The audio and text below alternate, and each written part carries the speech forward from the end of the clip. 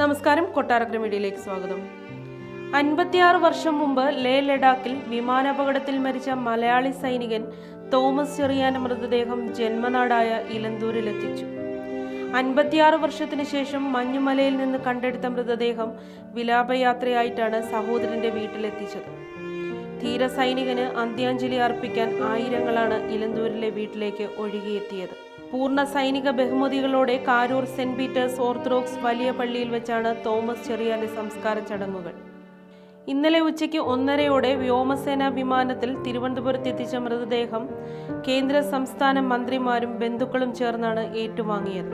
തുടർന്ന് പാങ്ങോട് സൈനിക ക്യാമ്പിലെ മോർച്ചറിയിൽ സൂക്ഷിച്ച മൃതദേഹം രാവിലെ 10:30 സൈനിക അകമ്പടിയോടെ ഇലന്തൂരിലെ കുടുംബ വീട്ടിലെത്തിച്ചത്. ചണ്ഡീഗഡിൽ നിന്ന് ലേ ലഡാക്കിലേക്ക് സൈനികരുമായി പോയി വിമാനം 1968 ഫെബ്രുവരി 7 അപകടത്തിൽപ്പെട്ട മഞ്ഞുമലയിൽ കാണാതായത്. ആർമിയിൽ ക്രാഫ്റ്റ്സ്മാനായ തോമസ് ചെറിയാന് അന്ന് 22 വയസ്സായിരുന്നു. 1965 തോമസ് ചെറിയാൻ സേനയിൽ ചേർന്നത്. വിമാനത്തിലുണ്ടായിരുന്ന 103 പേരിൽ 96 പേരും പട്ടാളക്കാരായിരുന്നു.